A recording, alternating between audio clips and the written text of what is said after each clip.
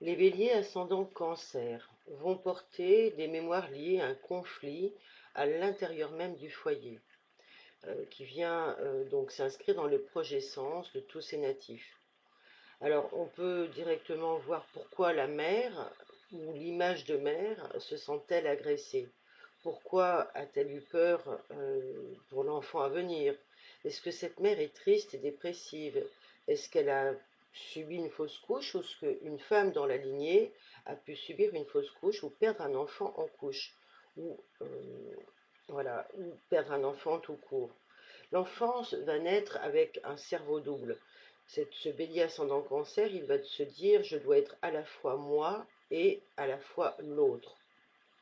Parfois, le père n'a pas voulu ou exprimé ou désiré cet enfant et la mère a dû lutter contre lui et se dire je dois protéger mon enfant de ce père coûte que coûte, ce qui entraînera des conflits de nid stricts pouvant se traduire pour la descendance par des cancers du sein. Et si dans les messages la mère induit je dois me battre pour être mère, eh bien ce sont des difficultés liées à la maternité que connaîtront les filles de la descendance. En outre, dans un tel contexte, nous disent les auteurs, l'inconscient parental va amener l'idée que l'homme est dangereux car il veut la mort. Pourtant, pour autant, il y aura aussi des difficultés à construire un couple pour les filles et donc possiblement une apparition d'homosexualité à un moment donné de la lignée. Dans les 18 mois avant la naissance, dans le projet sens, l'un des parents veut créer un foyer et en même temps inconsciemment il charge l'enfant d'exaucer son vœu. Grâce à lui, nous allons former une famille et nous serons unis. Donc il y a cet engramme-là qui s'inscrit pour l'enfant dans son projet sens. Cette volonté de souder le clan renvoie pour la famille, pour l'arbre, à des mémoires d'exil ou des mémoires encore d'immigration dans la saga familiale. Et tout cela va entraîner, parfois pour certains natifs, des pathologies d'accidents vasculaires cérébrales, d'embolie ou de phlébite. De même, il va falloir chercher les problématiques de nid, les problématiques de logement ou de déménagement dans le projet sens. Est-ce que le natif dans le projet sens a vécu cela à travers ses parents ou sa famille dans les 18 mois donc, qui précèdent la naissance? Ce couple de signes donc renvoie aussi à une animosité des femmes du clan envers les hommes. Les femmes du clan qui se méfient des hommes. Peut-être y a-t-il eu aussi des incestes entre père et fille, ou que des femmes ont été battues ou abandonnées, que se sont retrouvées seules pour élever les enfants. Il y a donc là de quoi constituer une rancœur qui va se manifester tôt ou tard dans la généalogie par des problèmes hépatiques ou par des fibromes pour les femmes ou des pathologies de prostate pour les hommes. Possiblement, dans cette famille, il y aura des couples mal assortis, plus unis par la dispute que par l'amour.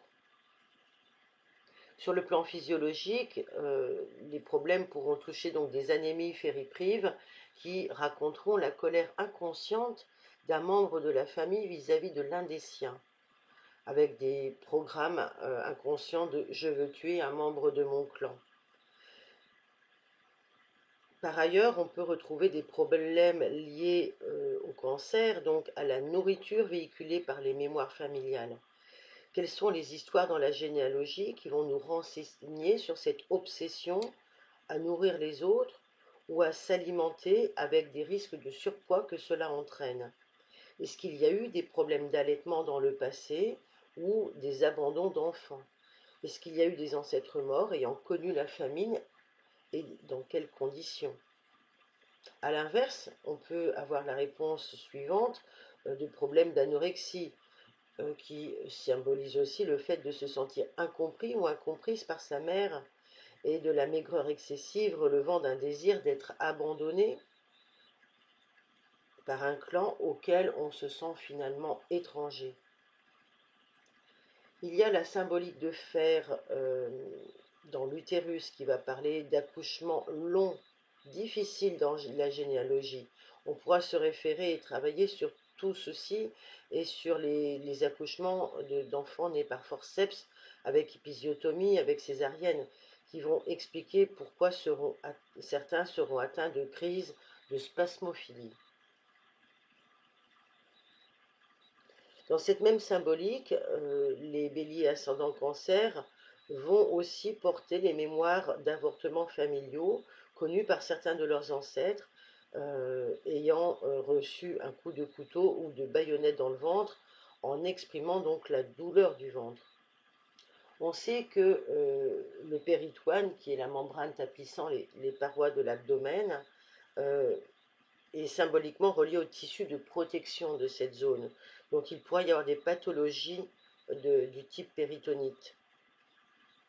Alors les questions à se poser et les phrases clés, c'est cette famille n'a-t-elle pas connu un ennui avec l'armée d'occupation ou pendant l'occupation? Que s'est-il passé dans l'arbre généalogique pendant une guerre civile? Qui a dû se marier vite pour une cause de grossesse? On peut même penser au feu qui aurait pu prendre l'une des maisons et concevoir un accident domestique. Les phrases clés sont je me sens en rivalité avec ma mère, il faut se battre pour fonder un foyer, je suis en danger à l'intérieur de la maison. Voilà toute cette programmation possible pour les béliers ascendant cancer qu'il va falloir travailler. Donc si vous le souhaitez et si vous souhaitez continuer en astrologie, tout au moins parce que il y a des choses à faire préalablement avant d'aller sur les mémoires du corps, vous pouvez me contacter, vous avez les coordonnées juste en dessous pour que nous puissions en parler et faire le rapport avec votre thème et ses aspects.